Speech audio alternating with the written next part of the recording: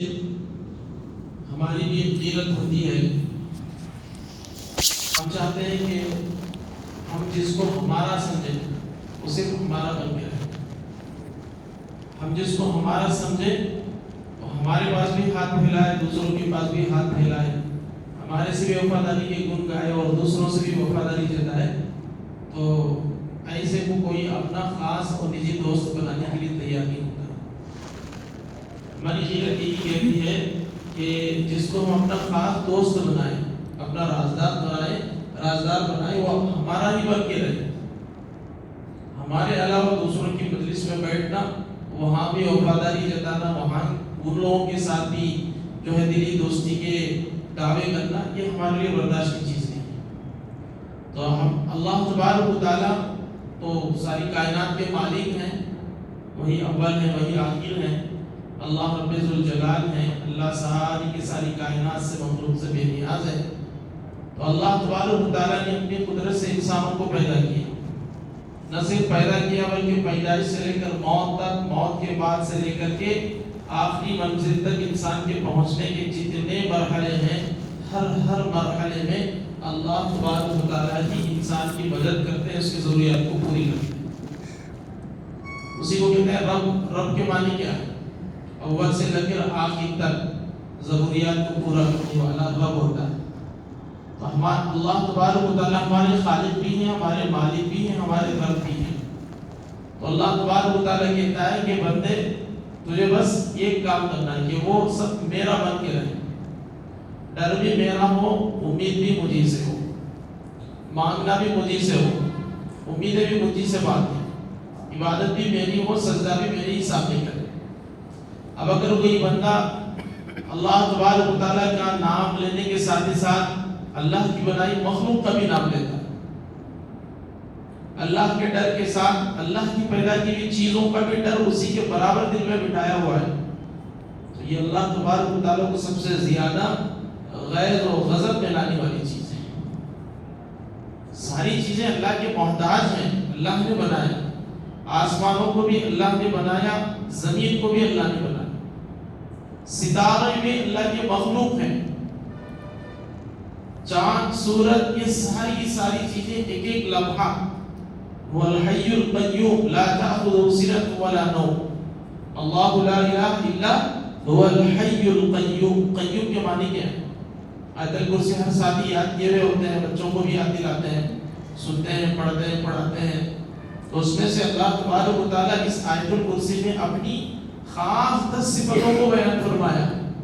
وہ صفات جو اللہ کے علاوہ کسی کے اندر وہ صفات موجود نہیں ہے, ویسی خاص 10 صفتوں کو اللہ تبارک و تعالیٰ اس آیت الکرسی میں اپنی بیان فرمایا. تو اس میں سے ایک صفت کیا ہے؟ قیوم. اللہ تبارک و تعالیٰ کی ذات کیا ہے؟ قیوم ہے. قیوم کے معنی کیا ہے؟ اس کائنات کے ہر ذرے اور بڑے کو اللہ تبارک و تعالیٰ تھامے ہوئے ہیں, یعنی اللہ تبارک و تعالیٰ کے سہارے میں ہر چیز ہے. وہ سورج ہو, اور فضا میں تو سورج سے بڑے بڑے سیارے ہیں, بڑے بڑے پلانٹس ہیں.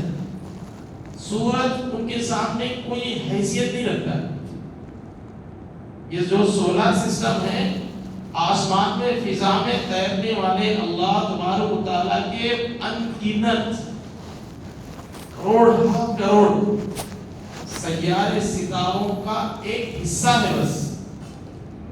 تو ایسی اللہ تبارک و تعالیٰ جس کی گنتی انسان نہیں کر سکتا, اور بے شمار بہت بڑی بڑی اللہ تبارک و تعالیٰ آسمان میں اپنی مخلوق بنایا ہوا ہے. وہ سارے کے سارے سورج, سیارے, ستارے سب کس کے سہارے میں؟ اللہ تبارک و تعالیٰ کے سہارے میں. اللہ تبارک و تعالیٰ پلک جھپکنے کے برابر ان چیزوں سے اپنا سہارا ہٹا دے تو قیامت قائم ہو جائے. لا تأخذه سنة. اللہ تبارک و تعالیٰ خاص طور سے اپنی صفت بیان فرمائے آیت الکرسی کے اندر کہ اللہ تبارک و تعالیٰ کی ذات وہ ہے کہ اللہ تبارک و تعالیٰ سونا تو دور کی بات ہے, اونگ بھی اللہ کو چھو تک نہیں سکتے, اونگ آنا بھی دور, اونگ بھی نہیں. لا تأخذه سنة ولا نوم. اللہ کی ذات وہ ہے جو سوتا نہیں ہے, سونا تو دور کی بات, اللہ کو اونگ تک نہیں آتا ہے. اونگتے بھی نہیں اللہ تبارک۔ انسان بھی بہت ساری چیزوں کا ذمہ دار ہوتا ہے، بہت ساری چیزوں کا سہارا دیا ہوا ہوتا ہے۔ ہوائی جہاز آسمانوں میں اڑا رہا ہے اور تیز رفتار گاڑیاں چلا رہے ہیں، زمین پر تیز رفتار بس کار چلاتے ہیں، لیکن ڈرائیور اگر 1 منٹ کے لیے اگر نیند میں چلا جائے تو کیا ہو جائے گا؟ جس گاڑی کی اسٹیئرنگ اس کی ہاتھ میں ہے، گاڑی کے سارے لوگ مر جائیں گے، ایکسیڈنٹ ہو جائے گا۔ تو اللہ تبارک و تعالیٰ ساری کی ساری کائنات اپنے ہاتھ میں تھامے ہوئے، اپنے قبضے قدرت کے اندر لیے ہوئے، تو وہ اللہ کبھی تھکتے نہیں۔ اللہ کو تھکن، اللہ کو بھوک، اللہ کی ذات کو پیاس، اللہ کی ذات کو نیند سوال ہی نہیں ہے۔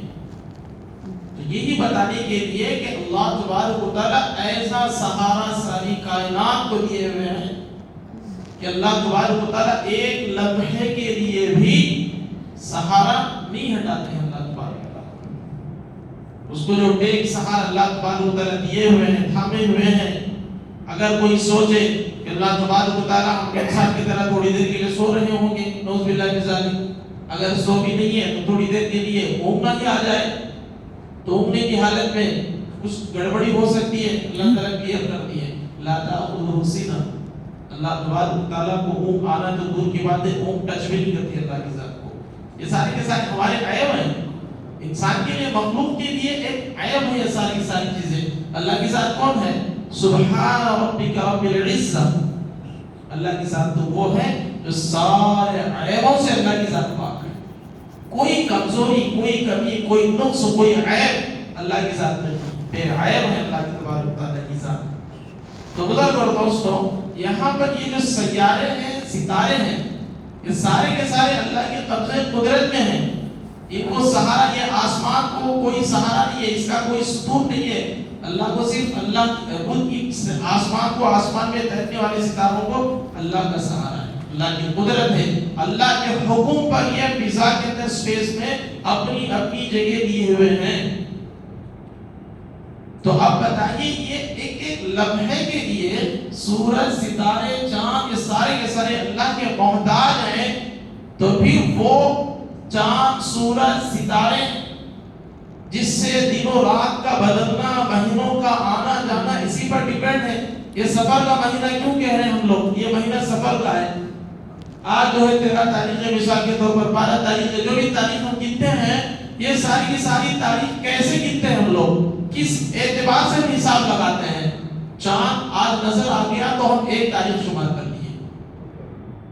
چاند کا ایک مطلع ہے، سورج کا ایک مطلع ہے، سورج ادھر سے طلوع ہوتا ہے، چاند ادھر سے طلوع ہوتا ہے، سورج کے طلوع ہونے کا وقت ہے، غروب ہونے کا ایک وقت ہے۔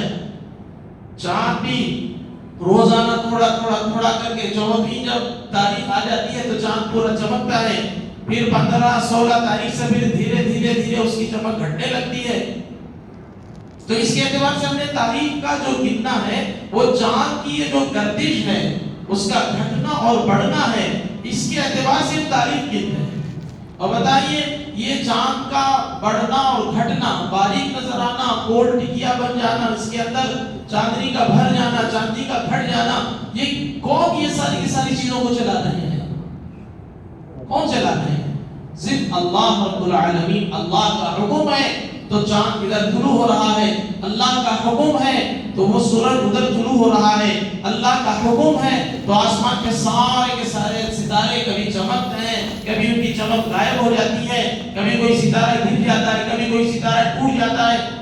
تو بزرگ اور دوستو، یہ سارے کے سارے چاند، سورج اللہ کی قبضے قدرت کے اندر ہے۔ تو پھر انسان کا یہ عقیدہ رکھنا کہ فلانا مہینہ آ جائے، فلانی تاریخ آ جائے، فلانا وقت آ جائے تو یہ انسان کے لیے نقصان پہنچانے والا ہے، یہ انسان کو نفع پہنچانے والا ہے، کتنا گھٹیا عقیدہ ہے۔ ان کو بھی اللہ کا حکم اور ہمارے پیچھے بھی اللہ کا حکم، وہ اپنی ذات سے کچھ نہیں کر سکتے اور ہم بھی اپنی ذات سے کچھ نہیں کر سکتے، ہم بھی اللہ کے محتاج ہیں، چاند سورج بھی اللہ کے محتاج ہیں۔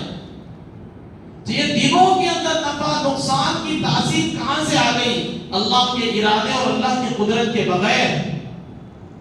تو یہ جاہلانہ عقیدہ ہے کہ انسان خود کے محرم کے اندر جو ہے نقصان ہوگا، سفر کی 13 تاریخ تک نقصان ہوگا.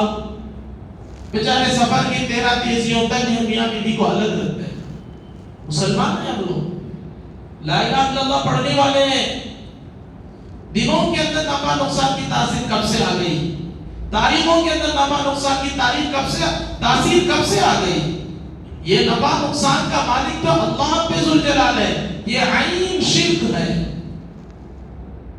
اچھے لوگ گھر میں بچے کی پیدائش ہو گئی تو آج بھی اچھے لوگ اپنے عقیدے کو درست کریں. نام پوچھنے کے لیے آتے ہیں، ساتھ ہوتے ہیں، حضرت ہمارا بچہ فلانا جی فلانے ٹائم کو فلانے منٹا کو پیدا ہوا، اس کے حساب سے نام بولو، ستارے کے حساب سے نام بولو. کہاں ہمارا عقیدہ؟ اسی کو یہی ایمان ہے، یہی اسلام کی تعلیمات ہیں، یہی تعلیمات حضور پاک صلی اللہ علیہ وسلم لے کر آئے کہ فلانے ٹائم پہ پیدا ہوا تو اس کا ستارہ اچھا رہتا، فلانے ٹائم. یہ تو برہمنوں کی سکھائی ہوئی چیزیں ہیں. راہو کالم باہو کالم پتہ نہیں کیا کیا کالم ہے، یہ تو برہمنوں نے سکھایا ہے کہ اب سورج چڑھ رہا ہے، اب یہ سورج چڑھ کر کے اتنے منٹ تک سورج اس کی جو زوال سے پہلے تک یہ ٹائم اچھا ہے، یہ ٹائم پہ کوئی کام شروع کر دیے تو اچھا ہو جاتا. پھر سورج ڈھل رہا ہے، اب سورج کی حرکت یہاں تک پہنچی ہے، آپ کیلنڈر اٹھا کے دیکھیں ہندوؤں کی کیلنڈر، اس کے اندر ہر دن کا وہ راہو کالم فلانا کالم لکھا ہوا رہتا ہے. اور تو نمازی مسلمان جو مسجد کو آنے والے وہ بھی اپنی دکان کی افتتاح کے لیے، اپنی بچی کی شادی کے لیے یا کوئی اچھا کام کے لیے، سفر کے لیے وہ بھی کیلنڈر دیکھ کے طے کر رہے ہیں، پھر بھی نماز پڑھنے مسجد کو آتے ہیں. ایاک نعبد و ایاک نستعین ان کی زبان پر ہے. بزرگ اور دوستو، یہ ساری کی ساری چیزیں عین شرک کی چیزیں ہیں. نہ سفر کے مہینے میں انسان کو نقصان پہنچانے کی طاقت ہے، نہ محرم کے مہینے میں انسان کو نقصان پہنچانے کی طاقت ہے، نہ رمضان کا بھی نفسی مہینہ کسی گناہگار کو، مشرک کو، کافر کو، اللہ کے نافرمان کو نفع پہنچانے کی طاقت رمضان کے مہینے میں ہے. جب تک کہ وہ اپنے عقیدے کو درست نہ کرے، جب تک کہ وہ اپنے عمل کو درست نہ کرے.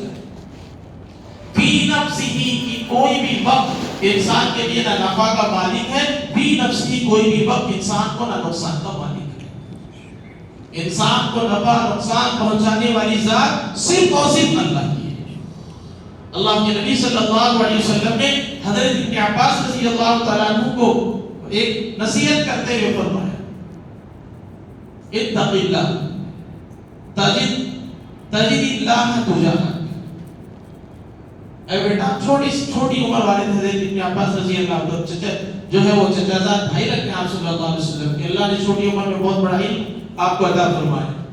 تو آپ صلی اللہ علیہ وسلم کے ساتھ تھے تو نصیحت کرتے ہوئے کہا کہ بیٹا اگر تم ڈرنا ہو تو صرف اللہ سے ڈرو، اللہ کے علاوہ کسی سے نہیں ڈرنا. جب تک تم اللہ سے ڈرتے رہو گے تو تم اللہ کو اپنے سامنے پاؤ گے، یعنی اللہ کی مدد و نصرت تمہارے ساتھ ہوگی. احفظ اللہ یحفظک اللہ. تم اللہ کے احکامات پر جمے رہو، اللہ تبارک و تعالی تمہاری حفاظت کرتا ہے. محرم سفر کی انسان کی جو ہے حفاظت کرنے والے کی ذات اللہ کی ہے. اور فرمایا اللہ تبارک و تعالی جب تم کو فائدہ پہنچانے کا ارادہ کر لے تو ساری مخلوق کائنات مل کر کے بھی تمہارا نقصان ہی پہنچائیں گے. اور جب اللہ تبارک و تعالیٰ تم کو مذبت اور نقصان پہنچانے کا ارادہ کر لیں، ساری مخلوق ساری کائنات مل کر کے بھی تم کو اس نقصان سے بچا نہیں سکتے. ہمارا عقیدہ خراب ہے، ہماری نمازیں خراب ہیں، ہم سنت کے خلاف زندگی گزار رہے ہیں اور ہر کام جو ہے وقت دیکھ کے کر رہے ہیں. پیر کو کرے تو اچھا رہتا، جمعرات کو کرے تو اچھا رہتا، دودھ کے مہینے میں کریں گے، ڈکاشن کے مہینے میں شادی رکھ لیں گے.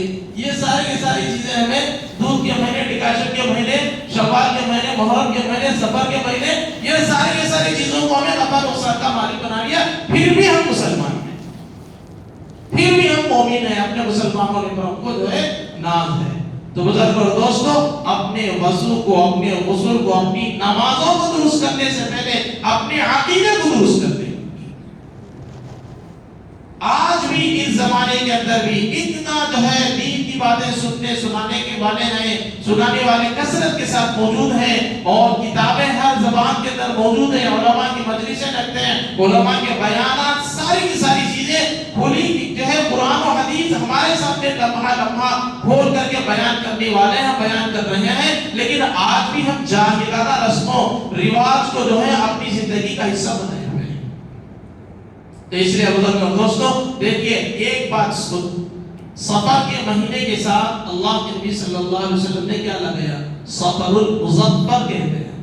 مظفر کے معنی کیا ہے؟ سکسیسفل، کامیاب، ظفر کے عربی کے اندر کامیابی کو صفر المظفر، اس کے ساتھ آپ صلی اللہ علیہ وسلم نے لاحقہ لگایا صفر المظفر، جیسے محرم الحرام کہتے ہیں احترام والا مہینہ محرم کا، ویسے صفر المظفر کامیاب مہینہ۔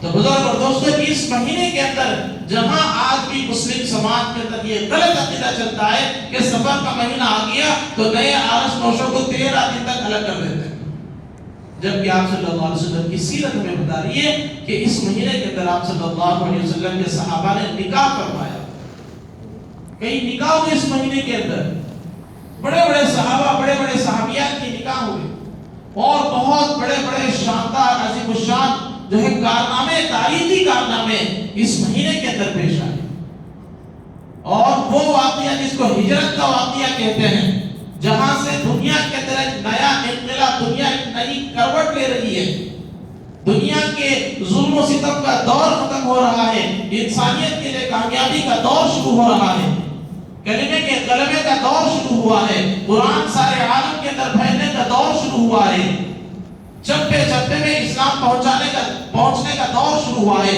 وہ جو واقعہ ہے ہجرت کے بعد، یہ ساری کی ساری چیزیں اللہ نے غلبہ اسلام عطا فرمایا ہے، ساری جہالت کو ختم فرمایا، ظلم و ستم کو ختم فرمایا، جاہلانہ رسم و رواج کو ختم فرما کر کے اسلام کو غالب فرمایا ہے۔ وہ جو ہجرت کے بعد ہوا ہے وہ ہجرت کا واقعہ اسی مہینے کے اندر پیش آیا۔ بتاؤ وہ مہینہ غلط ہو سکتا ہے جس میں آپ صلی اللہ علیہ وسلم نے اپنے ساتھی حضرت ابوبکر رضی اللہ تعالیٰ عنہ کو لے کر کے اللہ کے حکم سے مکہ مکرمہ سے مدینہ منورہ کا ہجرت فرما رہے ہیں۔ ہجرت کوئی معمولی چیز نہیں ہے۔ ہمارا جو کیلنڈر ہے اسلامی کیلنڈر ہجری کیلنڈر کہتے ہیں۔ ہجری کیلنڈر کا مطلب کیا ہے؟ یعنی مسلمان اپنے کیلنڈر کو کہاں سے گننا شروع کیا؟ جس دن آپ صلی اللہ علیہ وسلم نے مکہ چھوڑ کر مدینے کو تشریف لائے، اس دن سے ہماری ایک تاریخ شروع ہوتی ہے، اس دن سے ہمارا اسلامی کیلنڈر شروع ہوتا ہے۔ حضرت عمر رضی اللہ تعالی عنہ کے زمانے میں اسلامی کیلنڈر ہونے کی بات جب بات آئی، آپ کی کونسل کے اندر مشورہ ہوا کہ ہر مذہب والے ایک تاریخ ایک کیلنڈر کا جو ہے حساب لگاتے ہیں، تو مسلمانوں کے لیے بھی کیلنڈر ہونی چاہیے۔ اس وقت تک مستقل کوئی تاریخ کے لیے کوئی کیلنڈر نہیں تھا، تو حضرت عمر رضی اللہ تعالی عنہ کو بہت سارے مشورے دیے گئے، صحابہ کرام نے مشورہ دیا، تو حضرت عمر رضی اللہ تعالیٰ عنہ نے نہیں، سیرت پاک میں آپ صلی اللہ علیہ وسلم کی 23 سالہ زندگی کے اندر عظیم الشان کارنامہ جس کو قیامت تک کی لوگ آنے والے لوگ یاد رکھنا چاہیے، وہ ہجرت کا واقعہ ہے۔ اس لیے ہماری اسلامی تاریخ ہجرت کے واقعے سے شروع ہوئی۔ تو وہ ہجرت کا واقعہ کس مہینے میں پیش آیا؟ اسی صفر کے مہینے میں پیش آیا۔ اس کے علاوہ اور بھی تاریخ، اسلامی تاریخ اٹھا کر کے دیکھیں، بڑے بڑے عظیم الشان واقعے جو ہے اسی مہینے کے اندر پیش آئے۔ اس لیے بزرگ اور دوستو یہ مہینہ منحوس مہینہ نہیں ہے، یہ کامیاب مہینہ ہے۔ اپنے عقیدے کو درست فرمائیں، اور دوسری چیز ایک من گھڑت جس کے پیچھے کوئی تاریخی ثبوت نہیں ہے، کوئی معتبر حدیث نہیں ہے، کسی صحابی کا قول نہیں ہے، یہ بے بنیاد کسی گلی کے نکڑ میں بکنے والی کسی اردو کی کتاب کے اندر واقعہ لکھا ہوا ہے، تو اس واقعے کی اس کی اہمیت دیتے ہیں ہم لوگ۔ آخری چاشبے کی ایک روایت ہے، آخری چاشبہ اس مہینے کے اندر آخری چاشبہ کس اعتبار سے آخری چاشبہ بھائی؟ اب آتے سے چاشبے کو قیامت آنے والی ہے، کتنے آخری چاشبے؟ 40 سال۔ میرے تو شعور کے 30 سال گزر گئے، جب سے مجھے 35 سال سے تو میں تھوڑی سی میچورٹی ہے، اس سے پہلے تو آدمی کو 35 سال سے دیکھ رہا ہوں آخری چاشبہ، ہر سال آتا آخری چاشبہ، آخری چاشبہ، آخری چاشبہ۔ وہ کیا آخری چاشبہ؟ اس کے بعد کیلنڈر سے چاشبہ نکل جاتا ہے، اس کے بعد جب میرا دن قیامت آتی ہے، یہ کیا کہاں سے آ گیا آخری چاشبہ؟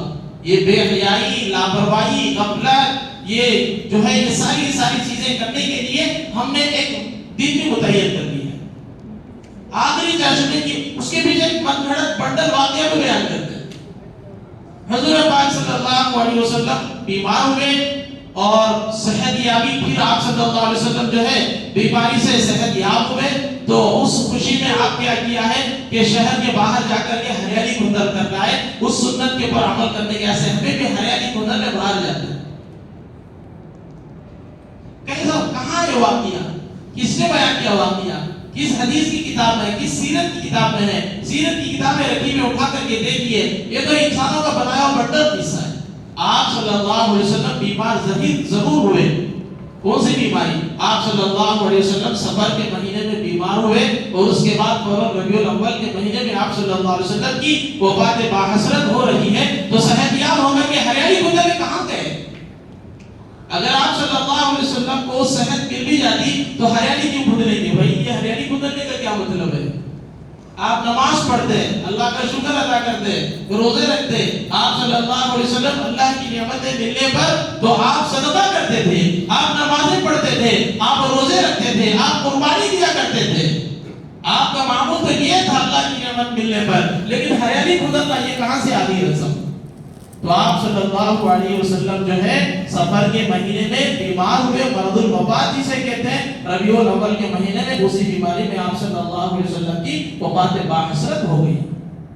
ہاں بعض کتابوں میں البتہ یہ واقعہ لکھے ہیں کہ آپ صلی اللہ علیہ وسلم کی وفات جو ربیع الاول کے مہینے میں ہوئی ہے تو آپ صلی اللہ علیہ وسلم کی بیماری اور وفات پر اللہ کے رسول کے دشمنوں نے، منافقین نے، یہودیوں نے خوشیاں منائی. وہ بھی مسلمانوں کے سامنے کھل کر کے خوشی منانے کی ان کو ہمت نہیں دی تو شہر کے باہر جا کر کے کنارے جو ہے وہ آبادی سے باہر جا کر کے خوشیاں منا کر کے.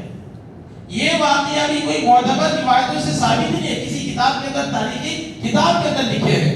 اگر مان بھی لیا جائے تو وہ آپ صلی اللہ علیہ وسلم کے دشمنوں نے شہر کے باہر جا کر کے خوشیاں منائی، آپ بھی کر کے آئے تو ہم ان کی سنت پر عمل کریں گے. تو اس لیے اپنی ماں بہنوں کو سمجھائیں کوئی چاشبہ آخری چاشبہ نہیں ہے، کوئی دن باہر جانے کا نہیں، کوئی دن اندر رہنے کا نہیں ہے. اللہ کے نبی صلی اللہ علیہ وسلم نے ہم کو جو زندگی عطا فرمائی ہے، اسلامی زندگی، سنتوں بھری زندگی، اس پر عمل کریں، ہمارے حق میں خیر ہوگا. آپ صلی اللہ علیہ وسلم کے دیے ہوئے طریقے سے ہٹ جائیں، یہی ہمارے لیے نحوست ہے. نماز نہ پڑھنا، سنتوں کا چھوڑنا، قرآن سے دور رہنا، یہ اصل نحوست ہے. تو اس لیے جاہلانہ رسم و رواج کے پیچھے نہ پڑے. ہاں تفریح کرنا، باہر گھومنا پھرنا شریعت کے دائرے میں لے کر کے یہ سال بھر کبھی بھی کر سکتے ہیں. آپ اپنے بال بچوں کو لے کر کے جائیں، ایسے مقامات پر جائیں جہاں پر بے حیائی نہیں ہے، جہاں پر اسلام کی خلاف ورزی نہیں ہوتی ہے، شریعت کے احکام نہیں ٹوٹتے ہیں. شریعت کے دائرے میں لے کر کے اپنے گھر بار کو لے کر کے عبرت کے لیے، سیر و تفریح کے لیے جائیں. اسلام منع نہیں کرتا، اس کے لیے کوئی بھی متعین نہیں ہے. لیکن آخری چاشمے کے نام سے جو رسم ریت ہم چلا رہے ہیں اپنے سماج کے اندر، بالکل بنڈل ہے، من گھڑت ہے، غیر اسلامی ہے. اس پر کوئی ثواب نہیں ملے گا، الٹا گناہ ملے گا. تو اس لیے سفر کے مہینے کو نہ منحوس سمجھے. فی نفسی سفر کا مہینہ، محرم کا مہینہ، رمضان کا مہینہ نہ منحوس ہے، خیر ہے. وہ تو ہمارے عمل پر ڈیپینڈ ہے. ہمارا عقیدہ درست ہے، عمل درست ہے، سارے کے سارے دن، ساری کی ساری راتیں ہمارے حق میں ہیں. ہمارا عمل خراب ہے، ہمارا عقیدہ خراب ہے، سنت کے خلاف زندگی گزارے تو سارے کے سارے دن ہمارے خلاف ہیں. اللہ تبارک و تعالی ہم سب کو عمل کی توفیق نصیب فرمائے. وآخر دعوانا الحمدللہ رب العالمین. سنت